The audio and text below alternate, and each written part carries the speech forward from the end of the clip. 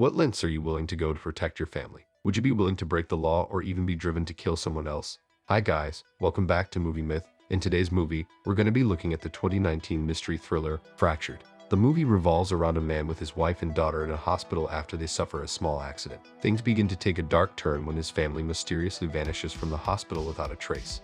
This movie is a great head-scratcher that will keep you on the edge of your seat. If you're a fan of the likes of Shutter Island or Gone Girl, then you'll surely enjoy this movie. It does an incredible job of creating two different possible narratives. Throughout the entire film, we're kept in the dark and have no idea what the actual truth is. But enough from me, let's get into the movie. We ride along with a family of three as they travel on the road back from a Thanksgiving dinner. The husband, Ray, excessively argues with his wife, Joanne, about their rocky relationship as their daughter Perry is listening to her music player in the back. Ray alludes to the fact that he may have a drinking problem. He drives extremely slowly, with every car overtaking him, as he seemed to be scared of speeding. Perry's music player runs out of batteries, so they stop at the nearest gas station to rest and buy her batteries. Ray goes to buy a couple of drinks while his family goes to the bathroom. As he doesn't have enough cash on him, we take a glimpse at his struggle when he discards the batteries to buy alcohol instead. They all meet back in the car, and Perry realizes that she lost her toy. Joanne goes back to check in the bathroom while he searches the car, but as he looks in the back, Perry is distracted by a balloon that strays her away from the car. As Perry goes after the balloon, a wild dog approaches her and backs her up towards a ledge above a construction site. Ray throws a rock to scare the dog and immediately dives after his daughter, who falls from the ledge. As he wakes up disoriented, Joanne frantically runs to them and is almost breaking down. Ray, who is in disbelief at what happened, pushes his wife away before he takes a deep breath and regains his senses. Ray quickly takes control of the situation and tends to his daughter, who only suffered a broken arm. He had previously noticed a hospital sign a few miles back and takes off speeding now towards it. His past hesitation seems to disappear as he turns into Vin Diesel, speeding his way through traffic to get his daughter to the hospital. They get to the hospital and Ray heads inside to check them into the emergency room. As the hospital is packed, they are forced to wait for a bit before someone can see them. In a very controlling manner, Joanne urges him to do something, while the rest of the people waiting in line look at him weirdly. Ray finally decides to stress the receptionist to hurry them up.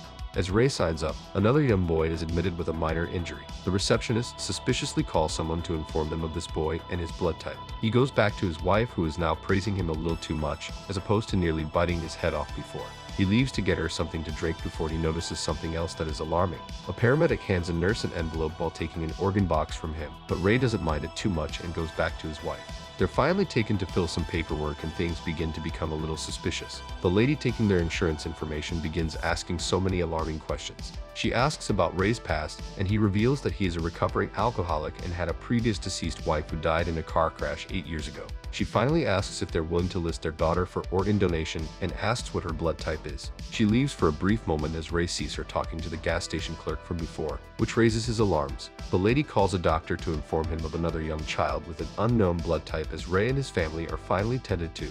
Dr. Bertram examines Perry, who has a minor fracture on her arm. He checks her pupils and weirdly comments to himself that she has the most beautiful eyes he has ever seen. The doctor suspects a possible head injury and orders a CAT scan just as a precaution. One of the nurses takes Perry and tells them that only one person is allowed to accompany them as the floor is restricted. Ray leaves his family with the nurse as they go down an elevator to the lower level of the hospital and goes back to the waiting room.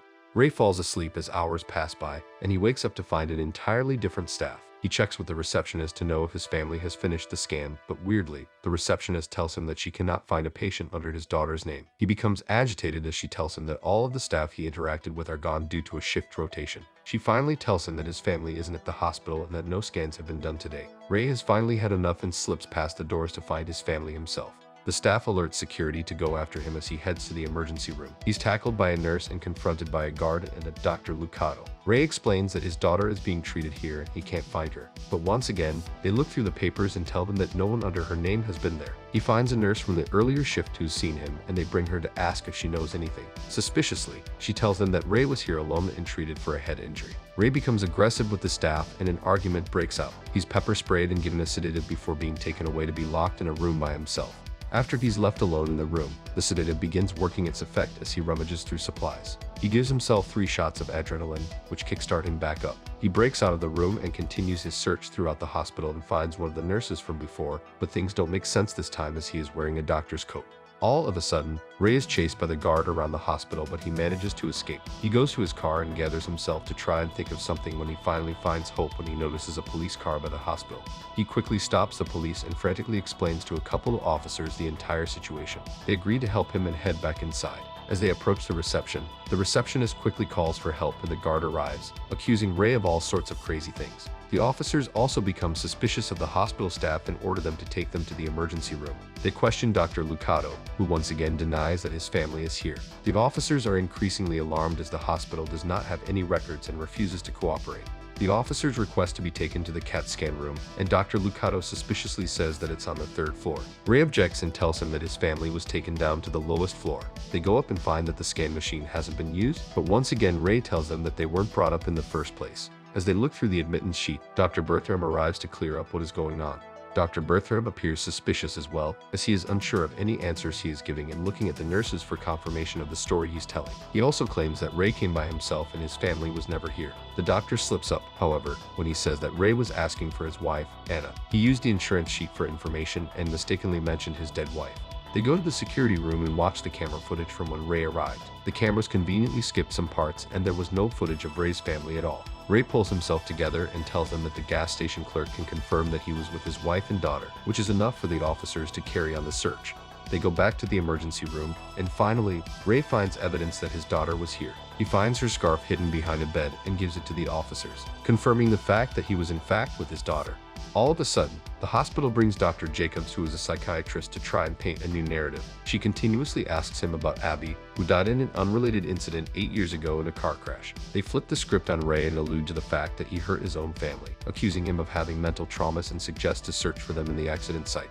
With conviction, Ray says that they're not out there. He accuses the hospital of conspiring against them and having something to do with his family's disappearance. They go to the scene and use police dogs to investigate. Alarmingly, they find a lot of blood as they all turn on him as he breaks down. The doctor capitalizes on this moment of weakness and paints the whole picture. There was no dog, there was no accident, and Ray made the whole thing up to cover what he did to his wife and daughter. Her narrative fails, however, as the dog suddenly appears. Seeing this, Ray becomes convinced that the hospital did something and steals a gun from the officers. He locks them all up in the gas station and takes Dr. Jacobs' access card before heading back to the hospital and sneaking inside.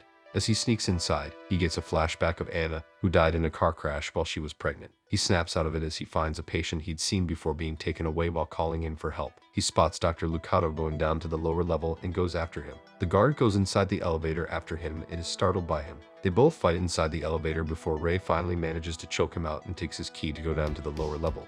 As he investigates the suspicious lower level, he finds a toy Perry was given, thrown in the trash. He sees organ bags being moved before he makes a shocking discovery. He uncovers an operating room with an opened-up body with its organs cleared out. He finds another body with stolen eyes. The insurance lady from before is seen wearing operating attire, and he follows her to one of the rooms.